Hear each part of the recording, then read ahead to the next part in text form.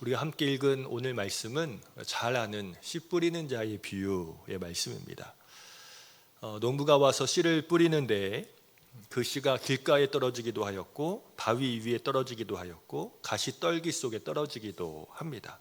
그리고 마지막 좋은 땅에 떨어지기도 하죠. 좋은 땅에 떨어진 것 외에는 모두 다 죽게 되고, 좋은 땅에 떨어진 씨가 결실을 얻어 이제 100배의 결실을 맺게 된다라는 너무 잘 아는 말씀입니다. 사실 이 비유는 천국 비유입니다. 하나님의 나라에 복음의 씨앗이 떨어질 때 인간적인 눈으로 보면 4개 중에 3개는 실패하는 것 같습니다. 그러니까 인간적인 눈으로 보면 비효율적인 것 같으나 그러나 그 결과는 놀랍게도 하나님의 말씀의 그 복음의 풍성함들이 얼마나 정말 100배의 과실을 맺을 만큼 우리 안에 풍성함으로 다가오는가에 관한 말씀입니다. 자, 오늘 제가 함께 나눌 주제는요, 우리 마음의 밭에 관해서입니다. 마음에 대해서. 천국 복음의 말씀이 우리 마음밭에 떨어질 때 우리는 우리 안에 길가나 아니면 바위 위나 가시떨기의 마음밭이 아니라 우리 안에 그 말씀이 좋은 열매로 나타나기 위해서 우리가 좋은 땅, 우리가 좋은 밭이 되어야 할 줄로 믿습니다. 참 신기한 것은 같은 말씀 읽거든요. 같은 말씀을 읽고 묵상하고 같은 말씀을 듣습니다. 그런데 저도 그런 것 같아요.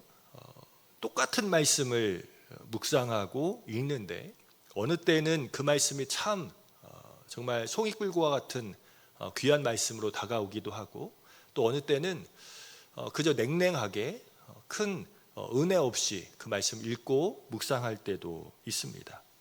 같은 말씀을 읽는데 전혀 다르게 받아들이게 되고 반응을 일으키게 되는 거죠. 우리가 해야 할 것이 무엇이죠? 하나님의 말씀이 우리의 마음밭에 떨어질 때 우리가 잘 우리 마음을 기경하여서 좋은 결실, 좋은 인생의 좋은 열매를 맺으며 살아야 된다는 것이죠. 결국 이 마음의 관점에서 보면 이 마음의 문제입니다. 마음의 문제. 잘 아는 말씀입니다. 잠언 4장 24절 말씀에 보면 뭐라고 이야기하죠? 모든 지킬 만한 것 중에 더욱 네 마음을 지켜라. 생명의 근원이 이에서 남이니라. 우리가 지켜야 할 것이 참 많이 있습니다. 우리의 인생 중에서 건강도 잘 지켜야 하고요. 우리의 물질, 재물, 우리의 가족, 가정 참 지켜야 할 것들은 많이 있습니다. 그런데 이 솔로몬 지혜자가 말하기를 지킬 만한 것 중에 더욱 네 마음을 지켜라. 왜 그렇습니까? 생명의 근원이 우리 마음에서부터 출발한다는 것이죠. 여러분, 커다란 배를 만드는 조선소에 가본 적 있으신가요? 아니면 커다란 여객선, 크루즈 여객선이나 멀리서 보면 작아 보이는데 굉장히 크더라고요. 축구장 몇 배의 크기, 건물 20층, 30층짜리의 아주 커다란 배들도 있습니다. 그런데 그 아주 커다란 덩치가 큰 배를 움직이는 것은 그 크기에 비해서 아주 작은 키입니다. 그 키로 말미암아 그 배의 방향이 결정됩니다. 또 그 키는 누가 움직이죠? 한 사람이 조정실에서 방향을 결정합니다. 우리의 인생도 마찬가지여서 우리 마음, 이 마음의 문제인데 결국엔 우리의 삶과 우리의 인생에 어떻게 마음을 결정하느냐, 어떻게 마음을 생각하느냐에 따라서 우리 인생의 방향이 결정되고 그 결과는 매우 달라진다는 거죠. 마음이 지배하는 그 생각, 마음이 드는 그 가치관, 거기에 따라서 우리는 살아갑니다. 그러니까 내 의지대로 내가 바꿀 수 있다, 내가 무언가를 더 창조할 수 있다, 새롭게 할 수 있다 생각하지만 그 근본, 마음을 바꾸지 않으면 우리 인생이 달라지지 않는다는 겁니다. 우리는 스스로 우리 마음을 지킬 줄 알아야 합니다. 내가 선한 일을 할 때에, 하나님 앞에 나아갈 때에, 기도할 때에 내가 주님 앞에 칭찬받는 그 무엇을 행할 때에도 그 출발점은 우리 마음입니다. 반대로 악한 일을 행할 때, 죄를 지을 때, 내가 무언가 어둠에 갇혀 있을 때에도 그 마음의 중심은 우리 마음입니다. 제가 최근에 제가 아는 목회자들이에요. 목사님들, 제 주변에 젊은 목회자인데 이런 마음의 병이 드는 거예요. 이게 참 어렵더라고요. 공황장애가 오니까 모든 걸 다 못하더라고요. 아무것도. 사역을 못하는 건 뭐 두말할 것도 없고 일상생활 자체가 매우 힘들어 하더라고요. 그 모든 것이 다 결국엔 우리 마음에서부터 출발하거든요. 마음에서부터. 최초의 인간이었던 아담과 하와를 통해 우리 인간 세계에 죄가 들어옵니다. 죄와 사망이 들어오죠. 사탄이 온 세상을 무너뜨리려고, 하나님의 창조된 이 아름다운 세계에 하나님의 나라를 무너뜨리려고 죄를 가지고 들어올 때, 유혹할 때 전체를 다 유혹하는 게 아니에요. 어떻게 합니까? 한 사람의 마음을 유혹하는 거예요. 한 사람의 마음을 유혹해서 그 사람으로 말미암아 죄가 들어오고, 그것을 통하여서 온 하나님의 피조 세계가 그 아름다움이 깨어지게 되는 거죠. 결국 우리 마음을 지키는 것이 참 중요합니다. 특히나 우리 청소년들, 젊은이들은 더 그렇죠. 우리 나이가 드신 분들은 그래도 살아온 세월 때문에 이 마음이 단단함이 있잖아요. 마음의 견고함이 있는데, 아직 이런 경험이 적고 또 앞으로 더 겪어야 할 일들이 많은 우리 젊은 사람들은 이 마음의 훈련들이 정말 무엇보다 중요합니다. 자, 그러면 어떻게 하면 우리 마음을 잘 지킬 수 있는가? 어떻게 하면 우리 마음밭을 잘 가꿀 수 있는가? 이걸 잘 가꿔야 좋은 열매를 맺으며 살아갈 터인데, 이걸 잘 아셔야 돼요. 우리 마음은 정원과 같습니다. 정원. 저 야산에 그냥 수풀일과 정원의 차이가 무엇이죠? 가꾸는 것의 차이가 있습니다. 가꾸는 것. 이 정원은 가꾸는 거예요. 가꾸지 않으면 잡초가 생기고 또 이 가라지가 생기고 여우가 와서 이 땅굴을 팝니다. 굴을 파기도 합니다. 우리의 마음은 정원과 같아서 잘 가꾸어야 꽃이 피고 열매가 맺습니다. 중요한 것은 우리 마음에 이 죄에 대해서 아주 민감하게 반응할 줄 알아야 합니다. 특별히 이 내면의 죄가 있어요. 겉으로 드러나는 것이야 눈에 보이니까 잘 알고 우리는 조심합니다. 그런데 이 마음의 정원을 가꾸지 않으면 우리 마음 속에 일어나는 작은 죄에 대해서 우리는 무뎌지기가 아주 쉽다는 것이죠. 이 마음 속에 양심이라는 것이 무뎌집니다. 아주 작은 사소해 보이는 거짓말조차도 우리는 이 하얀 거짓말이라고 포장을 하지만 사실은 정직해야 합니다. 아주 작은 사소한 거짓말이라도 해서는 안 되죠. 보통 우리 사람은 다 이 자기 방어적인 표현을 많이 하거든요. 그래서 나를 포장하고 이 나를 더 유리하게 하기 위하여서 나의 약점, 불리한 것은 덮고 내가 잘한 것, 좋은 것은 더 부각시키기 마련. 누구나 다 그러합니다. 그런데 이 양심이 무뎌지지 않기 위해서 사소한 거짓말이라도 우리는 민감하게 반응을 해야 합니다. 양심의 가책을 느끼고 죄책감을 느끼지만 그것이 한 번, 두 번 계속되면 아무렇지도 않게 되는 거죠. 우리 양심이 무너질 때 나도 모르는 사이에 우리의 죄가 우리 마음속 깊은 곳으로 침투하여서 이것이 이제는 아무렇지도 않고 내 마음의 정원이 엉망이 되는 것입니다. 우리 마음의 양심을 비추어 민감하게 반응해야만 합니다. 그리고 또 한 가지, 하나님의 말씀에 비추어서 민감하게 반응할 줄 알아야 합니다. 윤동주 시인의 서시라는 시가 있습니다. 제가 시를 몇 번 인용하게 되는데 이런 내용이 있어요. 죽는 날까지 하늘을 우러러 한 점 부끄러움 없기를. 잎새에 있는 바람에도 나는 괴로워했다. 별을 노래하는 마음으로 모든 죽어가는 것을 사랑해야지. 그리고 나에게 주어진 길을 걸어가야겠다. 이 윤동주 시인이 잎새에 있는 바람에도 괴로워했다는 거예요. 잎새, 아주 작은 잎, 거기에 뭐 거센 바람도 아닙니다. 정말 살랑살랑 흔들리는 그 바람에도, 이 잎새에 있는 바람이란 것은, 그러니까 잎새가 이제 변화되는 바람이거든요. 작은 잎이 변화하고 흔들리는 그 모습을 바라보면서도 괴로워한다라는 거죠. 나에게 부는 바람도 아닙니다. 그런데 그것을 바라보면서 괴로워할 줄 아는 그 마음이라는 거죠. 우리가 마음을 민감하게 반응하기 위해서 우리가 조심하고 유의해야 될 것이 있습니다. 가장 첫 번째는 보는 것. 보는 것을 잘 봐야 합니다. 우리의 눈으로 선한 것, 좋은 것을 보려고 노력해야 합니다. 좋은 것을 봐야 선한 마음을 가지게 되고 선한 양심과 아름다운 마음을 갖게 됩니다. 만약에 우리의 눈으로 악한 것을 담고 우리의 눈으로 폭력적인 것, 성적인 것을 보게 된다면 우리 그것이 고스란히 우리의 마음속에 남게 되는 거죠. 한번 보고 내가 잊어버렸어요. 그런데 그것이 나도 모르는 무의식의 세계에 남게 되는 겁니다. 나도 모르게 툭툭 튀어나오는 거죠. 보는 것을 아름다운 것, 좋은 것, 선한 것을 바라봐야 합니다. 그것이 바로 이 바라봄의 원칙이에요. 사람이 무언가를 보는가에 따라서 그 마음이 달라집니다. 그래서 우리는 잘 아무거나 보아서는 안 되죠.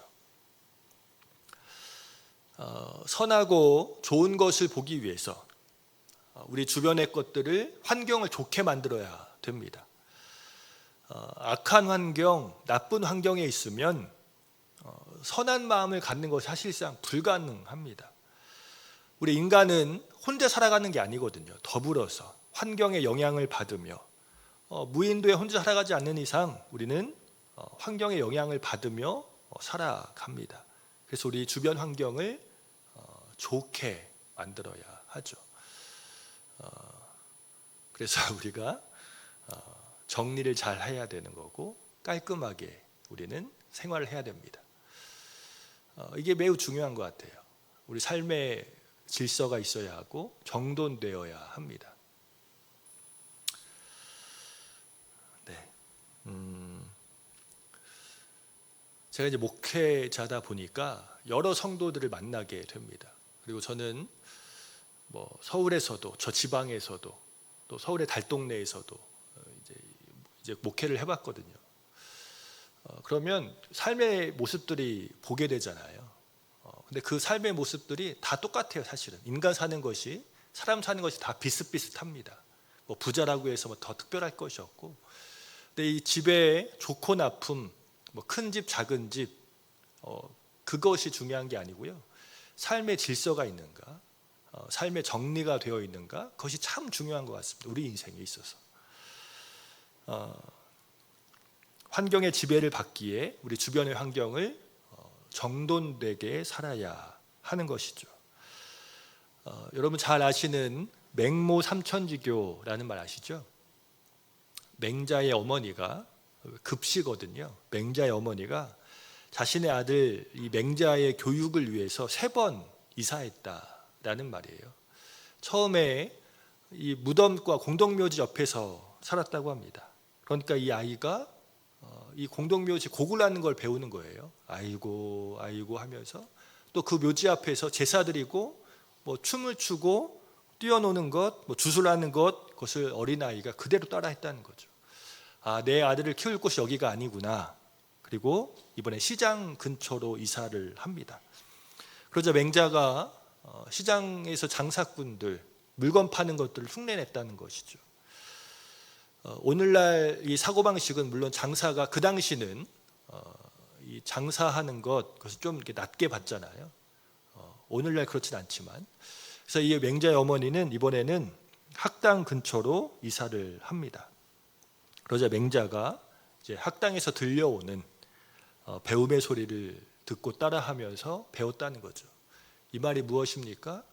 주변 환경에 영향을 받는다는 것이죠. 삶의 원리는 단순합니다. 내가 좋은 성품을 갖고 좋은 사람이 되기 위해서 우리 자신을 좋은 환경에 자꾸만 노출시켜야 하는 거예요. 좋은 것들을 바라봐야 합니다. 그럼 나도 모르는 사이에 좋은 것에 영향을 받아 우리의 신앙과 성품이 성장하게 되는 거죠. 물론 우리는 자유함이 있어요. 향락적인 것 얼마든지 보고 즐길 수 있습니다.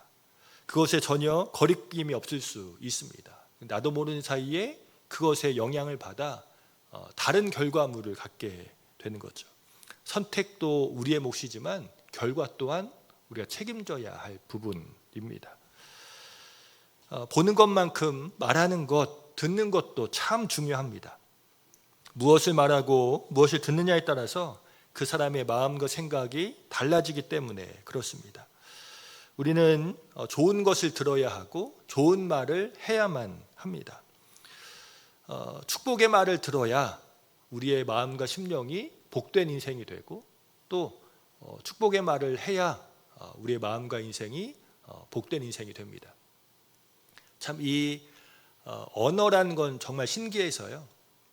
제가 이렇게 말을 소리를 내잖아요. 소리를 한번 생각해 보세요.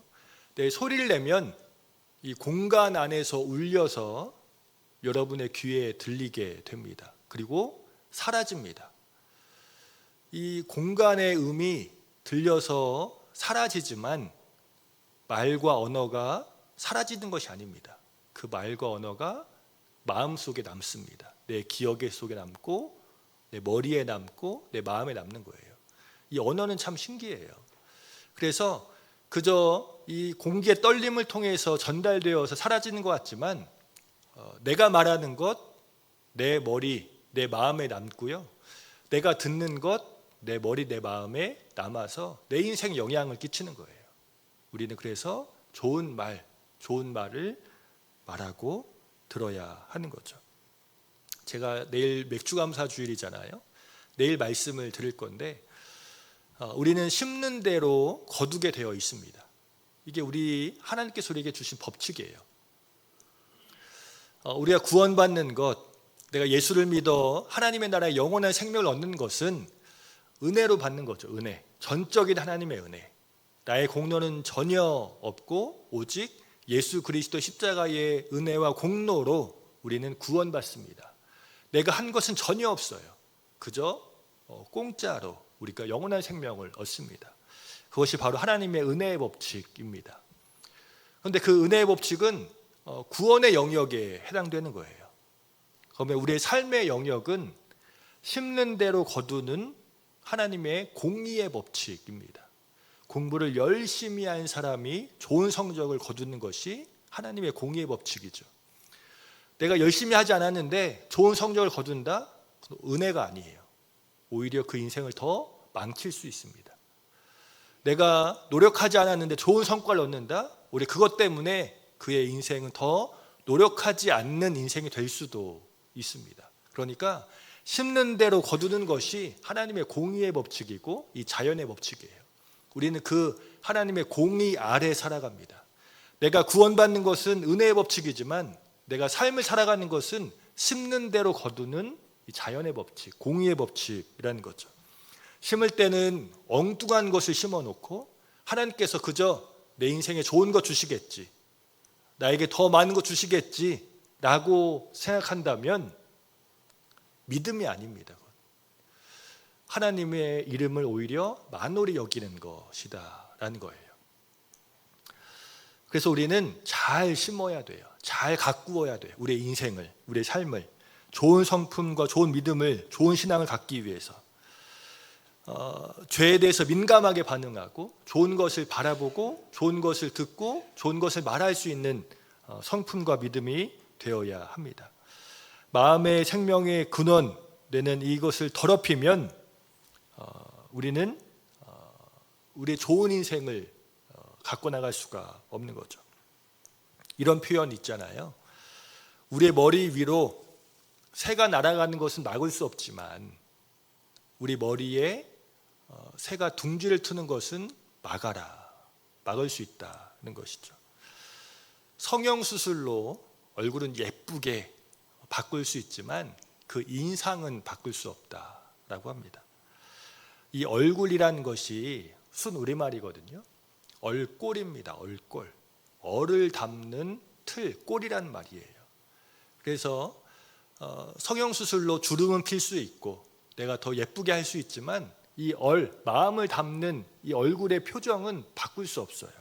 이것을 우리가 만들어가는 것입니다. 관리하는 것이죠. 우리의 마음이 우리의 삶의 얼굴에 다, 그래서 이 아브라함 링컨이 그 당시는 평균 수명이 낮았으니까 아브라함 링컨이 40이 되면 자신의 얼굴에 책임을 져야 한다라는 말을 하기도 했습니다. 얼굴이 잘생겨야 한다, 예뻐야 한다가 아니에요.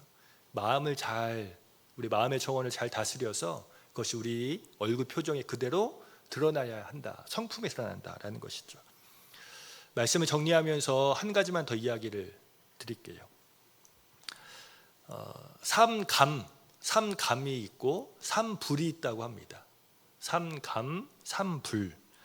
삼감은 우리가 해야 할 것이고요. 삼불은 우리가 해야 하지 말아야 할 것이에요. 삼감은 감사, 감탄, 감동입니다. 내가 항상 주어진 일에 감사하고 또 우리 주변에 일어나는 일들, 또 사람에 대해서, 이웃에 대해서 감탄해주고 감동하는 것이 우리가 해야 할 일입니다. 삼불은 뭘까요? 삼불. 불평, 불만, 불안입니다. 과거를 불평하고 현재의 불만을 가지고 미래를 불안해하지 말아야 된다는 거죠. 그러니까 과거 내가 감사함으로 바꿔야 합니다. 과거를 바꿀 수 있어요. 지나간 것이지만 과거를 바꿔야 합니다. 그것이 해석인데, 똑같은 사건인데 그것을 불평하면 내 인생이 불행해지고 지금 현재의 삶이 불만을 갖게 돼요. 과거를 바꾼다는 것은 해석을 바꾸는 거예요. 똑같은 일을 겪었지만 그걸 감사함으로 바꾸는 겁니다. 감사할 때 내 인생에 만족하게 되고 미래를 더 기대하게 되는 것이죠. 불만, 또 미래에 대해서 불안해하는 것을 우리는 버려야 합니다. 하나님을 신뢰함을 통하여서, 주님을 전적으로 믿음을 통하여서. 제가 지난주 수요예배 때도 말씀드렸어요. 우리의 삶의 태도는 이겁니다. 내게 주어진 일에 최선을 다하는 겁니다. 내가 살아갈 수 있는 좋은 것들을 심으면서 최선을 다하고 그 결과는 주께 맡기는 것입니다. 내가 최선을 다하고 하나님께서 주신 결과를 그 결과 주께 맡기고 또 그 주신 결과에 대해서 감사하며 살아가는 것, 이게 우리의 삶의 태도여야 합니다. 최선을 다하고 결과는 주께 맡기고 주어진 결과에 감사하고 그렇게 살아가시는 우리 모두가 되시기 바랍니다. 그래서 우리의 마음의 정원을 잘 가꾸심을 통하여서, 이 더운 여름인데 덥다고 참 사실은 이 불쾌지수가 올라가잖아요. 습하고 덥고, 그렇다고 내 입으로 더워 죽겠네, 뭐 이런 표현들도 사실은 좋지 않은 표현이죠. 이 더운 날씨를 통해서 하나님께서 곡식이 무르익게 하시고 자연 만물이 그 순환되게 하시는 것들이죠.